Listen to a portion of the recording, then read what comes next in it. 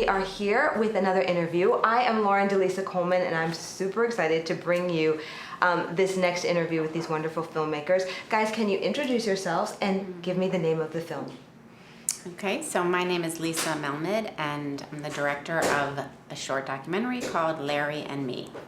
I'm David Broad, and I'm the producer of Larry and Me. Yay! All right, so tell our wonderful audience what this is about, because I'm super into it. Anybody who has ever watched Larry King is going to be into this. Tell us about it.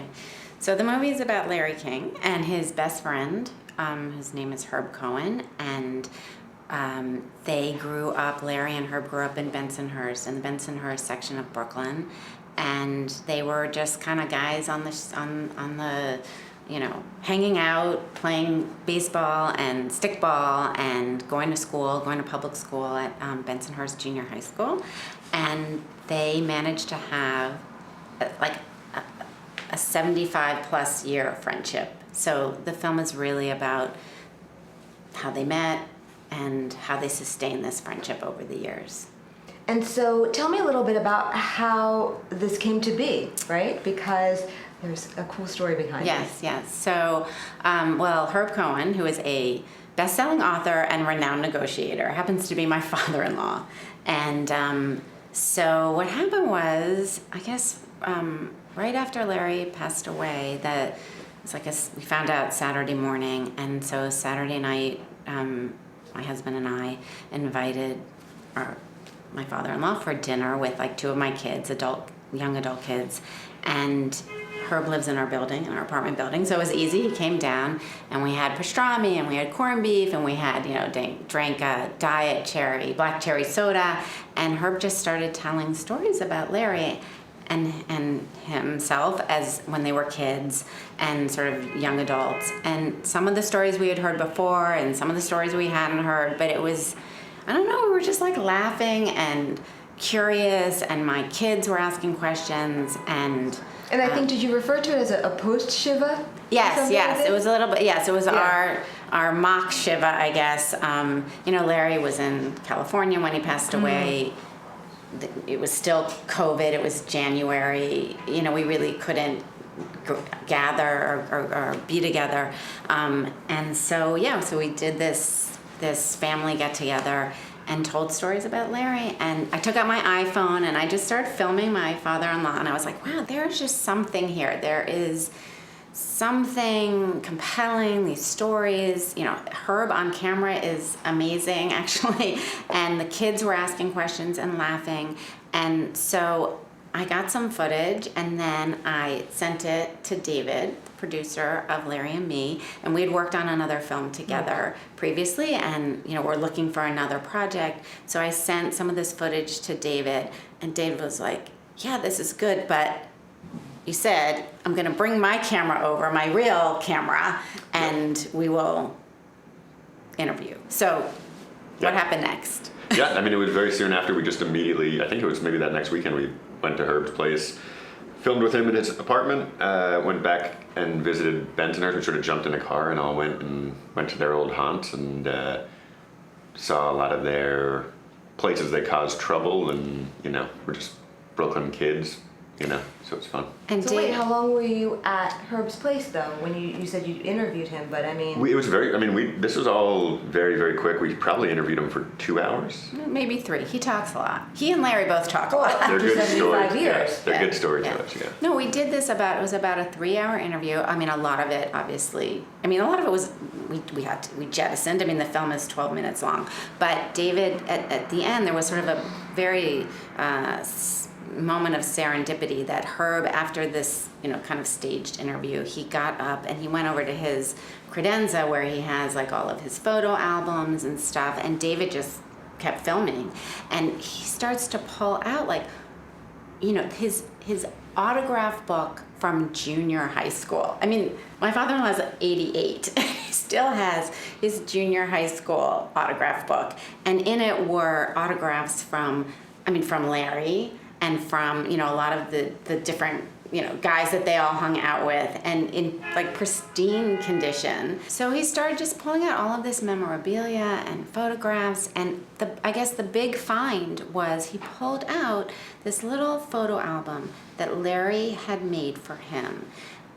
Larry, it must have been like 15, 20 years ago, maybe even more, I'm not quite sure, but it was an album of photographs of Larry back in Bensonhurst, at Bensonhurst Junior High School, at the clubhouse that they hung out at the, you know, the corner, the lamppost. There's a little bit in the film like... The clubhouse is just one of their friends' basements. It's yes, kind of a, yes, yeah. which I think was very common. I mean, my father had a clubhouse too, from that generation. But, you know, and it was like a photograph of Larry in front of his childhood home, and a photograph. So you had a ton of different, we had like these material. Yes, and then we like integrated that. That helps us tell the story. Well, I was It really going to say, talk to me a little bit about, you know, that process, especially when you have so many pieces of wonderful, you know, really memories that can't be recreated. How did you guys begin to decide what to use and what not to use? And then how did you decide that this should be a short after, you know, all of that? Yeah, well, I think we kind of always approached it as a short. It wasn't ever enough to be a feature, but in finding that book that Lisa mentioned, which is just this great photo album, it worked. We kind of realized that could be the structure for the film and give us this place where we could go see a photo, go visit it, talk to, you know, hear some stories. Got it. And then really we worked with an editor and put together a first kind of just cut down of it, which I think probably was in 20 minutes or so at that point, and started to see what stories were working, how they all kind of like worked together. So it was a little bit more iterative than planned out, and Oh yeah. we sort of felt how There was one interesting thing. There's a story about that didn't end up in the movie about when Herb and Larry first met. That actually isn't in the film, and they met as crossing guards. They were like assigned to a corner by their junior high school, and they got these yellow sashes that they were to wear to be official, and they started directing traffic and, or, you know, like waving the kids across, and they got bored. And so they decided to just stop the traffic, see how long they could stop the traffic for. And of course they were able to stop the traffic on this, you know, avenue in Bensonhurst, and they got into trouble, you know, the cars were honking, the police came, they ended up being called up to the principal's office, their sashes were ripped off, as Herb tells, and that was the beginning of their friendship. Their parents, their mothers had to come to get them, you know, out of trouble. And so we thought that was going to be a major part of the film, and we like went to an animator and said, can you start, you know, this is the main story, can you start drawing, you know, images for this, characters? And we ended up pulling that minute-and-a-half story from the film because it just sort of slowed everything down. It was actually David's idea. I think he's like, let's try it without that minute-and-a-half. So just a lot of kind of intuitive. Yeah. Yeah, it was a pacing right, thing once we watched it, pacing yeah. And feeling the pace of it. Yeah. So why do you think fans, of course, of Larry King, and just fans of shorts in general, would be drawn to your film? Well, I think, first of all, it's just an amazing story of friendship between these two men, which, you know, really did last over 75 years. They lost touch for a little bit, but they remain the best of buddies. And Yeah, there's so much love between the two of them. It's really sweet. Yeah, and I don't know. I just think it's a story of friendship, and also two guys who kind of made good. You know, who came from working class. I mean, Larry was quite poor. His father had died when he was like, I don't know, 8 or 10 or something. I It never died. realized that about yeah, Larry King. and he was living in Brownsville in New York, and then they moved to Bensonhurst because I think his mother had some family there. So Larry and his mom and his brother moved to Bensonhurst, and it changed his life. And he says it like in the film and in interviews that, you know, you hear, and in books that he's written. And I always found it interesting that that they had such a happy childhood, you know, and have such wonderful memories. Like most people, even today, like don't fondly remember junior high and high school, but they did, and they got into antics and got into trouble, but Interesting. just had fun and still, are friends with, some of the people that are, that they grew up with that are still alive.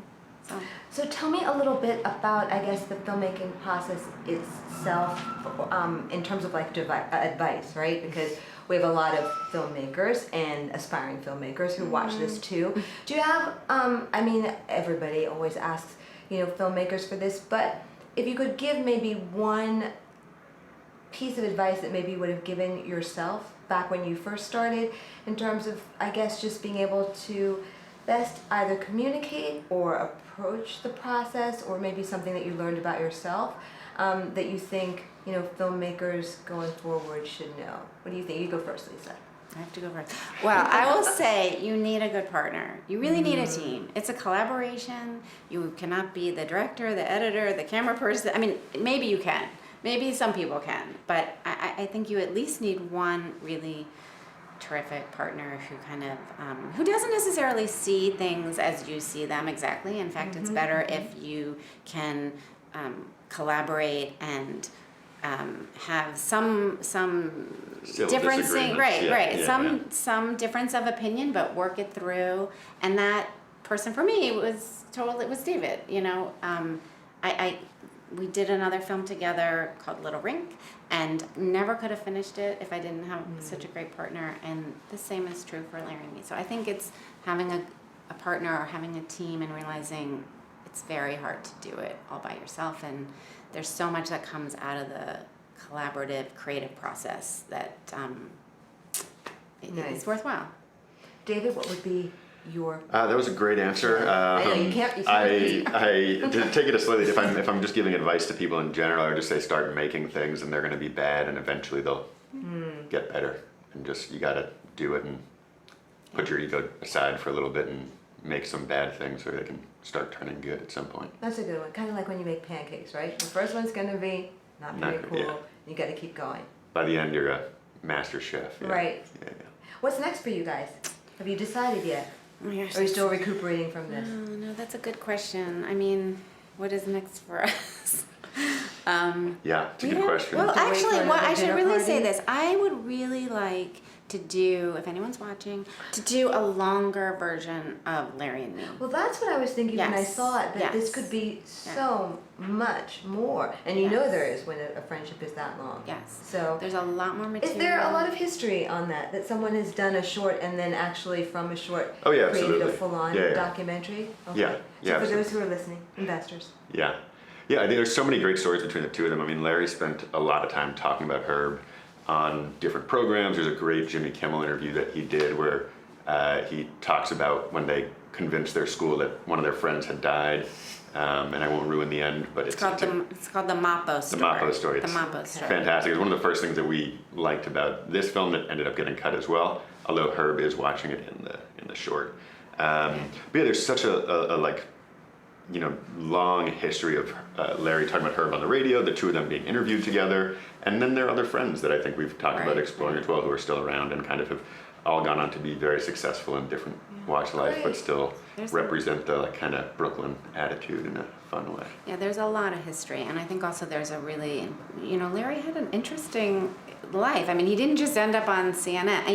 He had ups and he had downs, and he went to Florida, and how he got started in radio is really interesting. So, and then just this group of, I mean, mostly men, but I think there are some women probably too, who came out of Bensonhurst and to be huge successes. So as a friend of mine pointed out, what was going on that corner, that Sandy Koufax and Fred Wilpon, ended up. All came from the same Yeah, and Interesting. Herb, I mean, my father-in-law he really is a best-selling author. He wrote a book called You Can Negotiate Anything, which is still available. And if you haven't read it, and everybody's negotiating all the time, he will tell you. A lot of good advice, yeah. A lot of great advice, and then followed up by, he did another book. He worked with 3 presidents. He's worked with presidents. He's so Impressive, yeah. Wonderful. yeah. Well, I can't thank both of you enough, and really continued success. Thank you. Thanks for having us. Absolutely. Thank you. This is another part of the Filmio series. Thank you so much for watching.